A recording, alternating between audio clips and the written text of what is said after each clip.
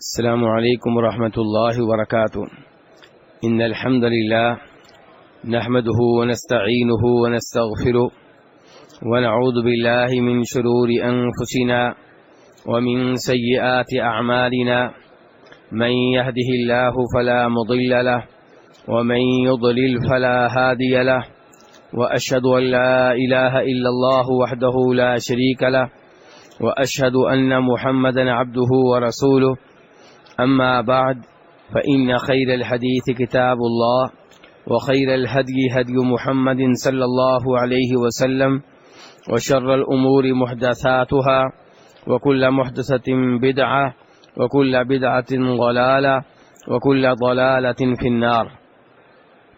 ہر قسم کی حمد و ثنا اللہ تبارک و تعالیٰ کے لیے اور بے شمار درود و سلام ہوں جناب نبی اکرم صلی اللہ علیہ وسلم کی ذات اقدس پہ۔ آج کے درس کا تعلق بھی مشہور و معروف کتاب الدروس المہمہ سے ہے۔ یہ کتاب شیخ ابن باز رحمہ اللہ کی تالیف ہے۔ اس میں انہوں نے عام لوگوں کے لیے بہت سے دروس اور اسباق جمع کر دیے ہیں، اور آج کل 10ویں درس پہ گفتگو چل رہی ہے۔ 10واں درس کیا ہے؟ 10ویں درس میں کتاب کے مؤلف نے نبی علیہ الصلوۃ والسلام کی وہ سنتیں بیان کی ہیں جن کا تعلق نماز سے ہے۔ پہلے نمبر پہ انہوں نے یہ سنت بیان کی کہ نماز کے آغاز میں دعائے استفتاح پڑھی جائے، یعنی کہ اللہم باعد بینی و بین خطایای، یہ دعا پڑھی جائے، یا پھر سبحانک اللہم و بحمدک و تبارک اسمک، یہ دعا پڑھی جائے۔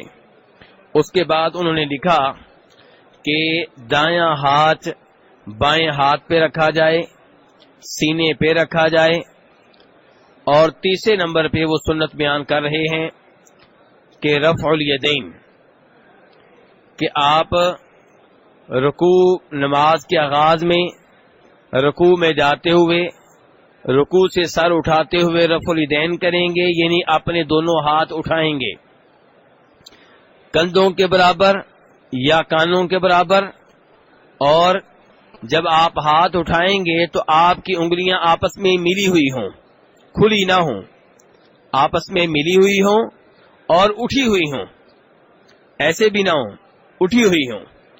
یہ طریقہ ہے رفع الیدین کرنے کا، اور یہ رفع الیدین نماز میں 2 بار بار کرنا ہے، ہر رکعت میں کرنا ہے، اور 2 مقامات ایسے ہیں جہاں ایک بار کرنا ہے۔ نماز کے آغاز میں تکبیر تحریمہ کہتے ہوئے رفع الیدین کرنا ہے، اور یہ نماز میں 1 دفعہ ہوگا۔ 2 رکعتوں کے اتحیات کے بعد جب آپ تیسری رکعت کے لیے اٹھیں گے تب بھی رفع الیدین کرنا ہے، اور یہ بھی نماز میں 1 بار ہوگا۔ اور رکوع میں جاتے ہوئے رکوع سے اٹھتے ہوئے جو رفع الیدین ہے یہ ہر رکعت میں ہوگا۔ تو اس طرح یہ 4 مقامات ہیں جن مقامات پہ رفع الیدین کیا جائے گا۔ اب یہاں پہ سوال یہ پیدا ہوتا ہے کہ اس رفع الیدین کی دلیل کیا ہے؟ کون کون سی وہ احادیث ہے جن سے یہ رفع الیدین ثابت ہے؟ گزشتہ روز بھی ایک سوال کا جواب دیتے ہوئے میں نے گزارش کی تھی کہ نماز میں رفع الیدین کرنا، کندھوں یا کانوں کے برابر ہاتھ اٹھانا، یہ نبی علیہ الصلوۃ والسلام سے تقریباً 45 صحابہ کرام نے روایت کیا ہے۔ ان میں سے چند ایک کا تذکرہ کرنا چاہوں گا، چند ایک روایات آپ کے سامنے رکھنا چاہوں گا۔ پہلی روایت وہ ہے جسے امام بخاری اور امام مسلم یہ دونوں جناب عبداللہ بن عمر رضی اللہ عنہما سے روایت کرتے ہیں کہ نبی علیہ الصلوۃ والسلام نماز کے آغاز میں بھی دونوں ہاتھ اٹھاتے تھے، رفع الیدین کرتے تھے، اور رکوع میں جاتے ہوئے بھی، اور رکوع سے سر اٹھاتے ہوئے بھی۔ اور امام بخاری عبداللہ بن عمر کے بارے میں یہ بھی فرماتے ہیں کہ وہ خود بھی نماز کے آغاز میں رکوع میں جاتے ہوئے، رکوع سے اٹھتے ہوئے، اور 2 رکعتوں سے تیسری رکعت کے لیے اٹھتے ہوئے رفع الیدین کیا کرتے تھے۔ یہ تو عبداللہ بن عمر رضی اللہ عنہ کی حدیث تھی۔ دوسرے نمبر پہ جو حدیث آپ کے سامنے رکھنا چاہوں گا یہ مالک ابن حویرث رضی اللہ تعالیٰ عنہ کی ہے، اور ان کی حدیث بھی بخاری شریف میں بھی موجود ہے، مسلم شریف میں بھی موجود ہے. اور مالک بن حویرث ان صحابہ کرام میں سے ہیں جو آپ صلی اللہ علیہ وسلم کی زندگی کے آخری سال میں، آخری سالوں میں، آخری مہینوں میں مسلمان ہوئے ہیں. انہوں نے جو آپ کی نمازیں دیکھی ہیں وہ آپ صلی اللہ علیہ وسلم کی زندگی کی آخری نمازیں ہیں، ابتدائی یا درمیان والی نمازیں نہیں ہیں. تو مالک بن حویرث کے بارے میں امام بخاری فرماتے ہیں کہ یہ جب نماز شروع کرتے تھے رفع الیدین کرتے تھے، رکوع میں جاتے تھے رفع الیدین کرتے تھے، رکوع سے سر اٹھاتے تھے رفع الیدین کرتے تھے، اور فرمایا کرتے تھے کہ میں نے نبی صلی اللہ علیہ وسلم کو ایسا کرتے ہوئے دیکھا ہے. اور پھر جناب وائل بن حجر، ان کی حدیث مسلم شریف میں موجود ہے. یہ بھی ان صحابہ کرام میں سے ایک ہیں جنہوں نے نبی صلی اللہ علیہ وسلم کی آخری نمازیں دیکھی ہیں. یمن کے رہنے والے تھے، آپ کی آخری زندگی میں مسلمان ہوئے، اور آپ سے ملنے کے لیے، آپ کا طریقہ عبادت نوٹ کرنے کے لیے یمن سے مدینہ آئے. سن 9 ہجری میں بھی آئے، سن 10 ہجری میں بھی آئے. اور نبی علیہ الصلوۃ والسلام کب فوت ہوئے ہیں؟ جی ہاں جی، سن 11 ہجری میں. سن 11 ہجری کے آغاز میں آپ فوت ہو گئے ہیں، تیسرے مہینے میں، محرم صفر ربیع الاول کے آغاز میں یہ آپ فوت ہو گئے ہیں. تو یہ آپ علیہ الصلوۃ والسلام سے ملنے کے لیے سن 9 ہجری میں بھی آئے، 10 ہجری میں بھی آئے. انہوں نے آپ کی جو نمازیں دیکھی ہیں انہیں نقل کرتے ہوئے فرماتے ہیں کہ نبی صلی اللہ علیہ وسلم کو میں نے دیکھا کہ آپ نماز کے آغاز میں رکوع میں جاتے ہوئے، رکوع سے سر اٹھاتے ہوئے رفع الیدین کرتے تھے، بلکہ کئی دفعہ آپ کے ہاتھ چادر کے اندر ہوتے سردی کی وجہ سے، چادر کے نیچے سے ہاتھ نکال کے آپ رفع الیدین کیا کرتے تھے. اور میرے بھائیو، اس کے بعد ابو حمید الساعدی کی حدیث ہے جس سے 10 صحابہ کرام سے رفع الیدین کا ثبوت مل جائے گا. امام ابو داؤد روایت کرتے ہیں کہ جناب ابو حمید الساعدی رضی اللہ تعالیٰ عنہ 10 صحابہ کرام کے مجمع میں موجود تھے، 10 صحابہ کرام کی محفل میں موجود تھے. ان میں سے ایک صحابی ابو قتادہ رضی اللہ تعالیٰ عنہ بھی تھے. ابو حمید الساعدی ان 10 صحابہ کرام سے کہنے لگے کہ میں تم میں سے سب سے زیادہ نبی علیہ الصلوۃ والسلام کے نماز کے طریقہ کو جاننے والا ہوں. وہ 10 صحابہ کرام کہنے لگے کیسے بھائی؟ آپ کوئی ہم سے پرانے صحابی نہیں ہیں، یعنی کہ ہم آپ سے پرانے ہیں، اور آپ نبی علیہ الصلوۃ والسلام کی پیروی کرنے میں بھی ہم سے کوئی آگے نہیں ہے. ابو حمید سعدی کہنے لگے دیکھو میں ابھی نماز پیش کرتا ہوں. وہ کہنے لگے ٹھیک ہے آپ پیش کریں.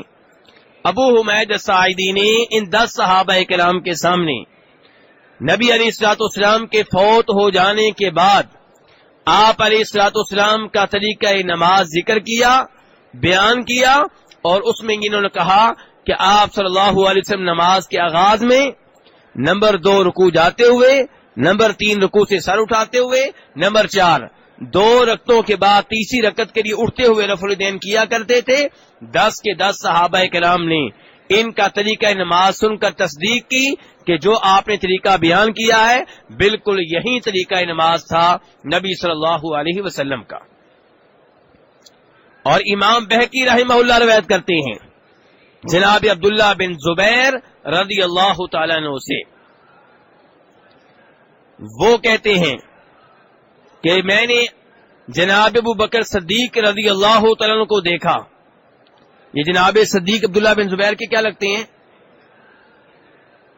کون سے بھائی کچھ بتائیں گے؟ کیا تعلق آپس میں؟ جی بہنوئی؟ جی کیا کہا ہے؟ نانا لگتے ہیں. جناب صدیق رضی اللہ عنہ عبداللہ بن زبیر کے کیا لگتے ہیں؟ نانا لگتے ہیں. یہ کہتے ہیں کہ میں نے انہیں دیکھا کہ وہ نماز کے آغاز میں اور رکوع میں جاتے ہوئے اور رکوع سے سر اٹھاتے ہوئے رفع الیدین کیا کرتے تھے، اور پھر انہوں نے بیان کیا، یعنی کہ جناب صدیق رضی اللہ عنہ نے، کہ میں نے نبی علیہ الصلوۃ والسلام کو ایسا کرتے ہوئے دیکھا ہے۔ ایسی ہی ایک روایت امام بہقی اپنی دوسری کتاب میں جناب عمر فاروق سے بھی روایت کرتے ہیں، اور جناب علی رضی اللہ عنہ سے بھی اس بات کا ثبوت ملتا ہے۔ خلاصہ کلام یہ ہے کہ 45 کے قریب صحابہ کرام نے یہ بات بیان کی ہے کہ نبی صلی اللہ علیہ وسلم نماز میں رکوع میں جاتے ہوئے بھی اور رکوع سے سر اٹھاتے ہوئے بھی رفع الیدین کیا کرتے تھے۔ تو میرے بھائیو، یہ آپ کی بہت پیاری سنت ہے، اس سے اپنی نمازوں کو آراستہ و پیراستہ کرنا چاہیے۔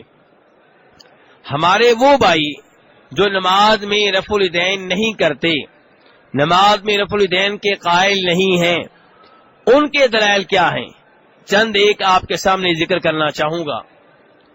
ان میں سے ایک دلیل وہ ہے جسے امام مسلم رحمہ اللہ روایت کرتے ہیں جناب جابر بن سمرہ رضی اللہ تعالیٰ عنہ سے، کہ جابر بن سمرہ کہتے ہیں کہ نبی علیہ الصلوۃ والسلام تشریف لائے اور آپ نے ہمیں نماز میں ہاتھ اٹھاتے ہوئے دیکھا۔ کیا کرتے ہوئے دیکھا؟ نماز میں ہاتھ اٹھاتے ہوئے دیکھا۔ تو آپ نے کہا، تم سرکش گھوڑوں کی دموں کی طرح اپنے ہاتھ کیوں ہلا رہے ہو؟ نماز میں پرسکون رہا کرو۔ نماز میں کیا رہا کرو؟ پرسکون رہا کرو۔ تو میرے بھائیوں، پہلے نمبر پہ گزارش یہ ہے، اگر اس حدیث کا مطلب یہ ہو کہ نماز میں آپ کبھی بھی ہاتھ نہیں اٹھا سکتے، پھر تو نماز کے آغاز میں بھی ہاتھ نہیں اٹھانے چاہیے، لیکن تکبیر تحریمہ کے وقت، تکبیر اولا کے وقت سبھی نمازی ہاتھ اٹھاتے ہیں۔ ایسا ہے کہ نہیں ہے؟ تو اس سے پتا چلا کہ یہ جو حدیث مسلم شریف والی ہے جس میں آپ نے کہا ہے کہ سرکش گھوڑوں کی دموں کی طرح ہاتھ ہلا رہے ہو، ایسا نہ کیا کرو، یہ کوئی مخصوص قسم کا ہاتھ اٹھانا تھا جس سے آپ نے روکا ہے۔ وہ کیا تھا؟ اس کے بارے میں معلومات آپ کو مسلم شریف سے ہی بعد والی روایت سے مل جائے گی۔ ابھی جو روایت بیان کی اس کا نمبر ہے مسلم شریف میں 430، 431 دیکھ لیں۔ 431 میں وہی امام مسلم ہے، وہی صحابی جابر بن سمرہ ہے، اور وہی نبی صلی اللہ علیہ وسلم ہے۔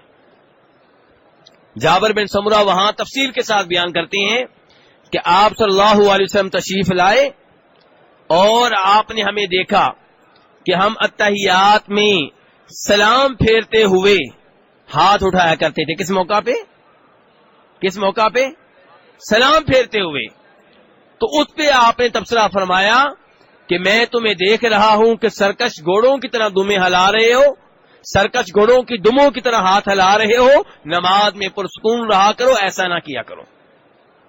تو جس رفع الیدین سے آپ نے روکا ہے وہ سلام پھیرتے وقت رفع الیدین تھا، وہ رکوع میں جاتے ہوئے نہیں تھا، وہ رکوع سے سر اٹھاتے ہوئے نہیں تھا۔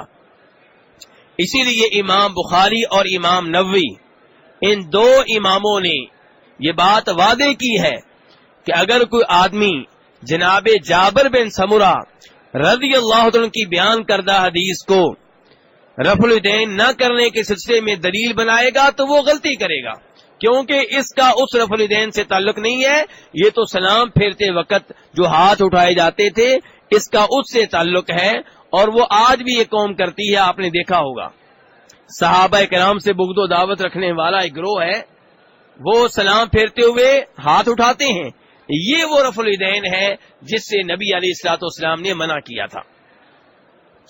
دوسرے نمبر پہ ہمارے بھائی جو رفع الیدین کے قائل نہیں ہیں، جس حدیث کو ذکر کرتے ہیں وہ جناب عبداللہ بن مسعود رضی اللہ عنہ کی حدیث ہے، جسے امام ابو داؤد رحمہ اللہ نے بیان کیا ہے کہ امام ابو داؤد کہتے ہیں کہ جناب عبداللہ بن مسعود رضی اللہ عنہ نے لوگوں سے کہا، کیا میں تمہیں نبی علیہ الصلوۃ والسلام کا طریقہ نماز نہ بتاؤں؟